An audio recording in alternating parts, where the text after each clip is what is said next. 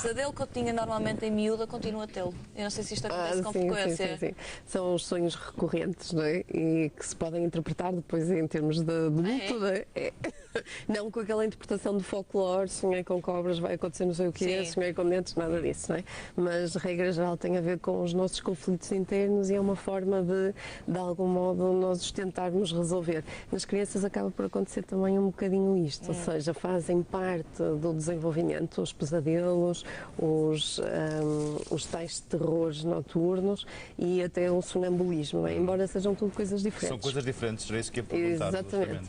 Ou seja, os pesadelos são mais comuns, não é? Estamos a falar de crianças pequeninas, não é? Sempre de bebês, 2, 3 anos, mas no entanto eles podem estender-se até aos 5, 6, por volta dos 6 normalmente desaparecem e aparecem pontualmente.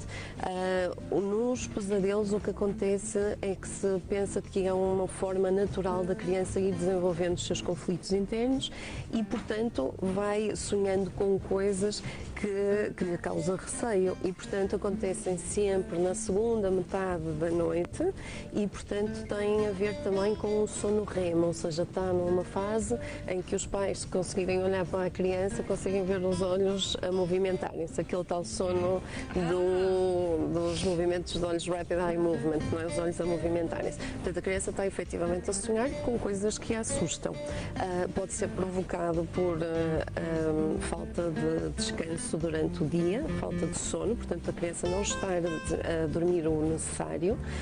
Pode ter a ver com as atividades que nós temos durante o dia com a criança e em particular à noite, porque nós sabemos que alguns filmes, algumas histórias podem ser desencadeadores de um pesadelo. Tendem atenção que não são só os desenhos animados de violência, mas, por exemplo, uma historinha tipo o Lobo Mau e os Três Porquinhos. Podia contar histórias à minha filha, que acabava tudo morto. Quem? Minha mãe. Era horrível! Contava histórias à tua filha em que acabava tudo. Não, era as piores histórias para a criança de sempre. Podia escrever um livro assim. Quem começava a inventar. As histórias mais assustadoras. Inventava, e aquilo era horrível. E dava sempre em tragédia. Pronto, depois isso era ótimo para pressionar alguns pesadelos, não é? Mas eu estava a falar das histórias tradicionais, o lobo mau, Pode também tipo de coisa. pressionar isso. Exatamente, porque a criança vai sonhar com um lobo mau, mas na realidade o que está a representar é, por exemplo, a cara assustadora com que a mãe ou o pai lidam com ele numa birra ou numa situação complicada e, portanto, está a resolver os seus conflitos. Isto vai passando ao longo do tempo, também pode ter a ver com a alimentação, não? Nós já falamos disso, coisas, muito açúcar no final da noite podem ajudar a desencadear isto. Mas para os papás dizer que é frequente, ou seja... Frequente, sim, entre 15% a 30%. Assustem, não é? Portanto... Não, todas as crianças têm estes episódios. Eu acho que há idades mais propícias a isso, não é? Sim, ou seja, entre os 5 e 8 os pesadelos, entre os 6 e 12 os terrores noturnos, sendo que também aparecem por volta dos 3 anos alguns, e os pesadelos podem desencadear-se a partir dos 8 meses, ou seja, há aqui um leque de variabilidade muito grande de criança para criança, não podemos dizer que são típicos daquela idade. Tem muito que ver com a vivência que a criança vai tendo, não é?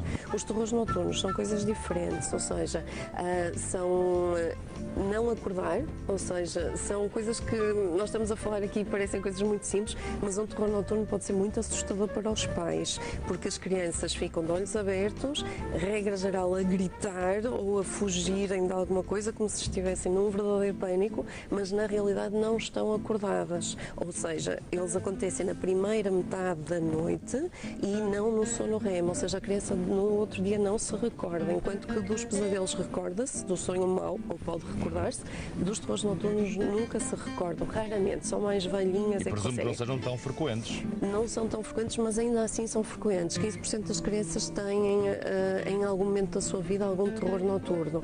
Para os pais, eles podem ser muito assustadores, porque eles podem durar 30 minutos, 40, uma hora até, de gritos, e nós temos um videozinho que ilustra bem então uma situação. E não devemos acordá-los? Não devemos acordá-los. Porquê? Porque a criança, supõe-se que em termos neurológicos, biológicos ainda não consiga fazer uma passagem suave de um sono leve para um sono profundo, como nós fazemos, e portanto durante a noite acordamos, mas viramos para o outro lado e continuamos a dormir, estas crianças terão nesse momento alguma dificuldade em fazer isso de uma forma suave, e então ficam meio acordados, nem no sono profundo, nem na transição para o sono leve.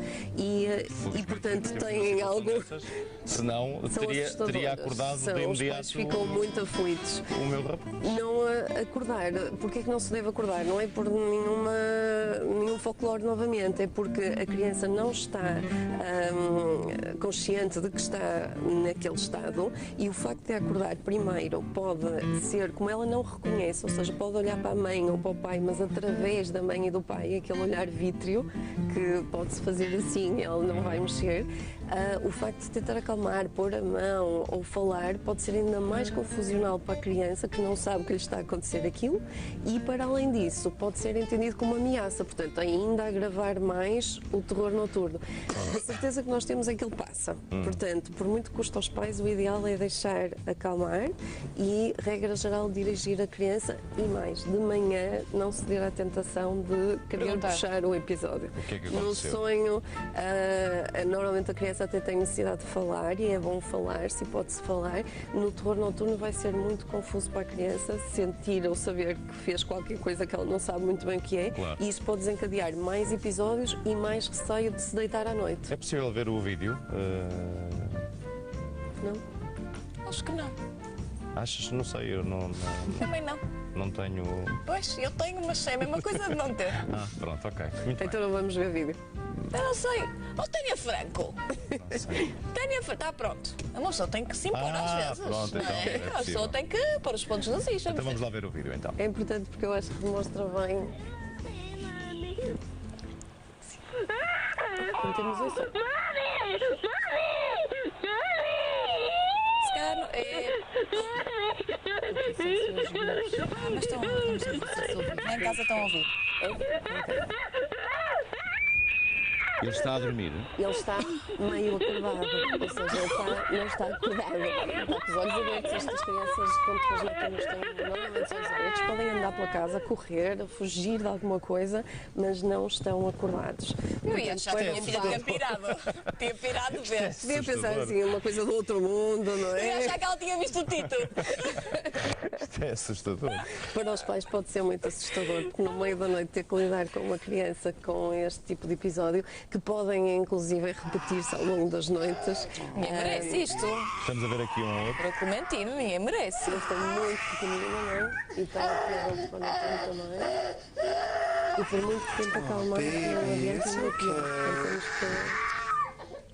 Depois o sonambulismo é um bocadinho parecido com o terror Cá está a tendência noturno. natural dos pais, visto, portanto, é ir lá. É quer dizer, tentar acudir, não é? Porque se sente que a criança tem aflição. eu devo confessar que mesmo falando disso aqui, percebo os pais que a determinada altura, se isto acontecer lá em Tem que ir casa, lá.